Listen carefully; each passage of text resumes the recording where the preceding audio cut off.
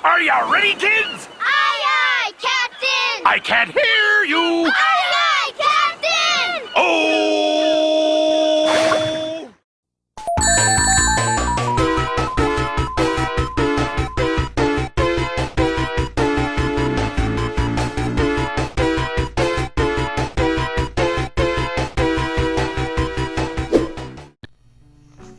Halo, selamat pagi semuanya.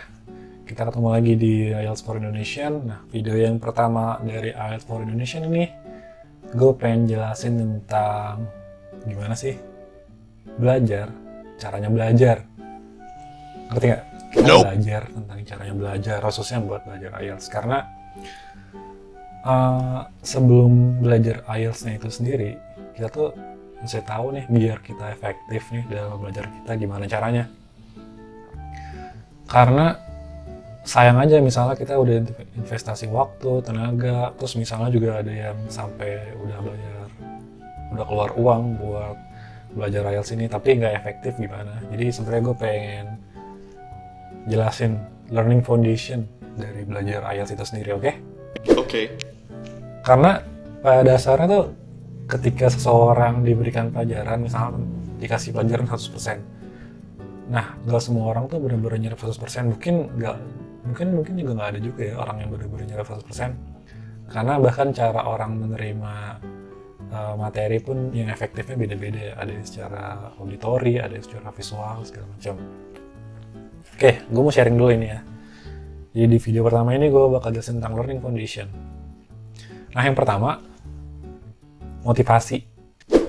Dalam belajar IELTS ini lo butuh motivasi, karena motivasi ini bakal yang ngedorong lo, bakal jadi suatu bahan bakar ya buat karena belajar IELTS ini menurut gua nggak sebentar, apalagi orang buat yang belajar dari dasar ya. Terus pernah dengar juga nggak kalimat tentang driven by passion?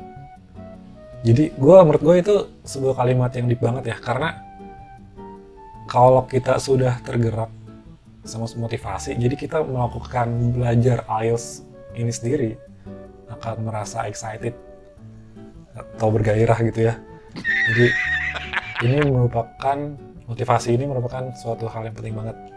Misalnya beasiswa, ya udah lu tentuin mau di mana dan kenapa lu harus beasiswa. Setelah beasiswa ini mau lu gunain apa beasiswa ini. Ataupun misalnya ada yang buat kerja di luar, WHV, Working Holiday Visa. Lo harus tentuin juga motivasi lo apa, kerja untuk apa gitu. Nah, terus juga gue mau ngasih motivasi tambahan nih. Mungkin ini sebagai motivasi kedua ya, misal lo udah ketemu main motivation ya.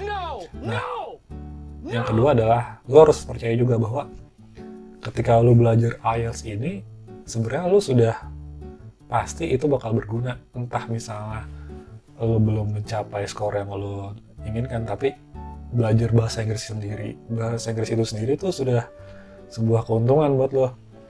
Misalnya yang tadinya mau beasiswa, tapi karena belum dapat skor yang diinginkan, jadi harus kerja dulu. Nah, percaya aja bahwa dalam bekerja pun kita butuh bahasa Inggris. Oke? Dalam bekerja, dalam misalnya ntar ketemu klien, segala macam.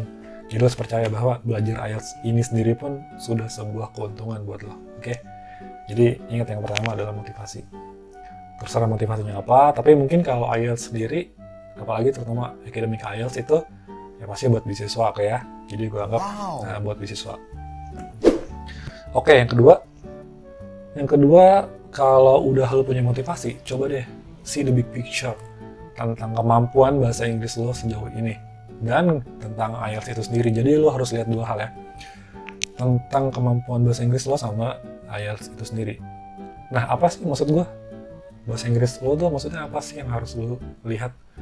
Jadi lo coba lo self-evaluate diri lo sendiri. Sejauh ini gimana grammar lo? Daily vocabulary lo gimana? Daily conversation lo gimana? Apakah gue sudah cukup nih buat langsung belajar IELTS? Oke? Banyak juga yang salah karena mereka langsung terjun ke IELTS ketika mereka bahkan untuk daily grammar, daily vocabulary, daily conversation yang belum cukup. Jadi gue nggak minta untuk mahir ya, tapi lebih cukup. Coba kalian sehingga kalian merasa, wah ini gue udah cukup nih grammar gue buat belajar IELTS, oke? Kemudian kalau udah bahasa Inggris lo sendiri udah lo self evaluate, coba lo sekarang pelajarin IELTS-nya. Tapi secara garis besar aja dulu. Misalnya, kan lo udah punya motivasi nih tadi di saran pertama gue, lo udah punya motivasi. Berarti lo sudah tahu berapa skor yang dibutuhin lo buat, misalnya buat beasiswa.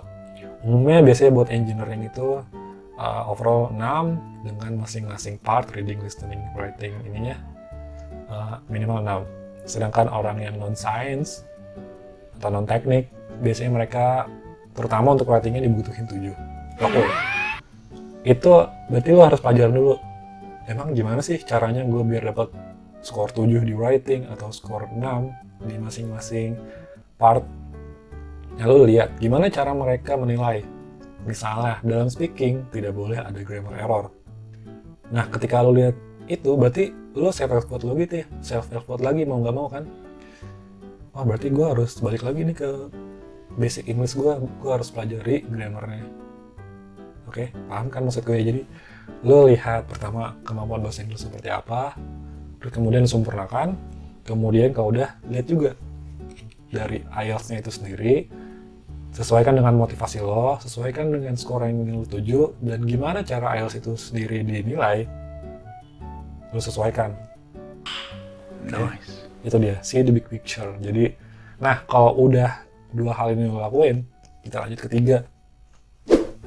Ketiga ini, ya semuanya penting sih, ini juga penting ya. Jadi yang ketiga adalah strategi and time management.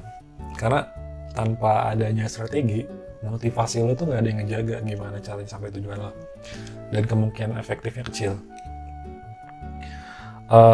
Nah coba, tadi kalau udah punya motivasi, lo butuh time management. Nah, time management ini lo lihat juga tadi dari saran gue yang kedua tentang see the big picture. Lo bikin perencanaan atau strategi, hubungkan dengan waktu, tapi yang rasional. Maksudnya rasional gimana? Misalnya lo belum bisa, bahkan untuk grammar lo masih belum bisa nih, belum di luar kepala, oke? Lo bikin perencanaan yang rasional, misalnya untuk grammar ya spend waktu 2 bulan. Kemudian untuk daily conversation and daily vocabulary lo spend waktu 2 bulan. Habis itu belajar IELTS-nya itu sendiri, lo spend lagi waktu. Misal umumnya mungkin kalau dari awal tuh 5-6 bulan kali ya, 5-6 bulan. Itu udah berapa bulan? Udah 10 bulan. Ya udah 10 bulan. Kemudian lo sesuaikan juga sama timeline, misalnya apply beasiswa. Oke. Jadi lo harus rasional dalam planning belajar bahasa Inggrisnya, basic Inggrisnya, kemudian rasional dalam membuat time management untuk IELTS, hingga rasional dalam menyesuaikan dengan tujuan beasiswa lo. Karena bahkan ketika udah IELTS-nya pun sudah lengkap, lo masih banyak yang harus lo lengkapi. Misalnya lo harus apply application biar dapat LOA. LOA itu kalau belum tahu itu semacam ya surat kita sudah diterima, surat keterangan bahwa kita sudah diterima di universitas yang kita mau. Dan itu dibutuhin saat kita apply beasiswa, oke? Ya minimal mungkin setahun lebih ya. Itu time management ya. Jadi lo sesuaikan juga sama kesibukan lo. Misalnya yang sekarang udah kerja, sesuaikan sama kesibukan kerja. Berarti belajarnya kapan, apply kerjanya kapan, minta surat rekomendasi kapan, banyak konten-kontennya. Tapi oke, balik lagi ke IELTS-nya aja ya. IELTS-nya aja berarti seperti tadi. Lalu bikin time management, lo bikin goal gimana dan kapan lo menyelesaikan belajar basic English dan belajar IELTS-nya itu sendiri. Kalau udah, baru nanti lo sesuaikan dengan timeline beasiswanya itu sendiri. Oke? Jadi ingat, yang pertama motivasi, yang kedua see the big picture, yang ketiga adalah strategi and time management. Yang keempat adalah kalau udah punya strategi and time management, coba yang keempat ada learning from the others. Jadi coba lo lihat deh teman-teman lo misalnya yang sudah keluar negeri duluan, lo pelajari gimana sih kok mereka bisa sukses untuk mendapatkan IELTS yang mereka mau. Kalau udah lihat suksesnya juga, lihat gagalnya juga, ya mungkin dia baru dapat skor yang dia inginkan itu setelah percobaan ketiga. Dia nggak pernah cerita percobaan pertama dan keduanya, tapi coba tanya juga gagalnya, karena cerita sukses dan cerita gagal sama pentingnya ya menurut gue ya. Terus juga banyak juga orang yang misalnya writingnya 8 tapi speakingnya 6. Pelajari juga kenapa bisa seperti itu. Ada juga yang readingnya jelek tapi listeningnya bagus. Ya mungkin dia terbiasa nonton film aja gitu ya, bahkan tanpa teks. Tapi ketika membaca teks formal, dia bingung. Oke, pelajari juga aja.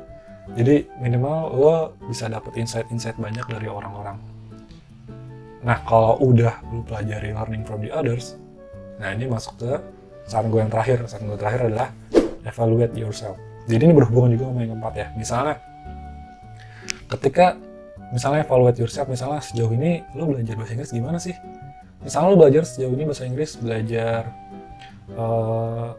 kelompok, group learning ya. Terus apakah, coba lo objektif sama diri lo sendiri, itu efektif nggak? Kalau enggak, mungkin lo harus coba self learning. Misalnya di sesuai saran keempat gue yang learning from the others, ada yang bilang, oh untuk writing nih paling cocok belajar sendiri. Lu belajar sendiri, terus pakai aplikasi yang bisa ngoreksi grammar lo segala macam. Nah, lu coba, lu self evaluate, coba lu ganti-ganti, lu bongkar pasang deh gimana cara belajar yang cocok.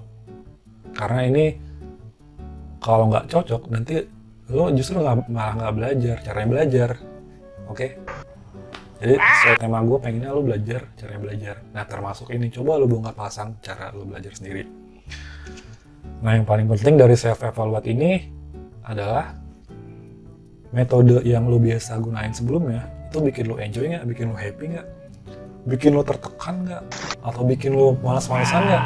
Karena kalau udah seperti itu ya mungkin coba lu ganti, lu tuker. Misalnya speaking, lu ngandelin aplikasi online, misalnya Omegle ataupun Bigo.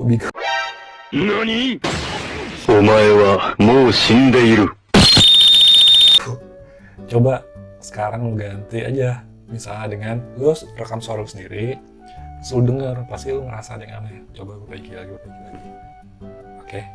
Banyak cara belajar, makanya gue suruh learning from the others, karena nggak ada yang saklek. Oke, untuk belajar IELTS itu. Tapi mau gimana pun lu belajar, saran gue adalah pelajari lah konsep bahasa Inggris, konsep dasar bahasa Inggris sendiri, dan konsep IELTS-nya itu sendiri ya. Kemudian juga lu lakuin lah mind mapping, kemudian juga berikan simbol-simbol atau kode biar lu ngerti hal-hal yang sulit dimengerti. Oke. Contohnya ya, misalnya pasti waktu kecil nih ada orang yang nggak ngerti bedanya kiri dan kanan. Terus ada juga orang yang ngerti apa artinya misalnya disebutin jam 15. Jam 15 itu kan maksudnya jam 3 ya. Tapi kan nggak semua orang biasanya ngerti. Misalnya dulu kalau gue kecil ya, kalau jam 15 itu ketika ada jarum pendeknya ada di sebelah kanan, berarti jam 3 gitu maksudnya. Itu maksud gue adalah pemberian simbol untuk hal yang gue mengerti, tapi gue jadi mengerti. Mungkin buat diri gue sendiri. Dan itu juga mungkin jadi lu sendiri, tapi itu nggak apa-apa. Misalnya tentang kiri kanan juga kan ada ya orang belum ngerti kiri kanan, kayak masih sering keliru. Left and right juga mungkin ada yang masih keliru.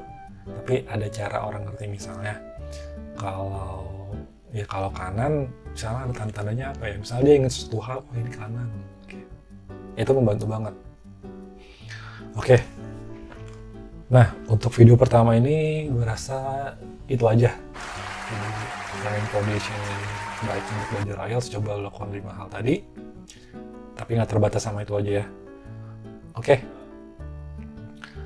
Gue pengen kasih tau juga bahwa gue setiap bulannya ngadain coaching IELTS bareng. Jadi gue bikin kelas online per bulan, kelasnya bulanan.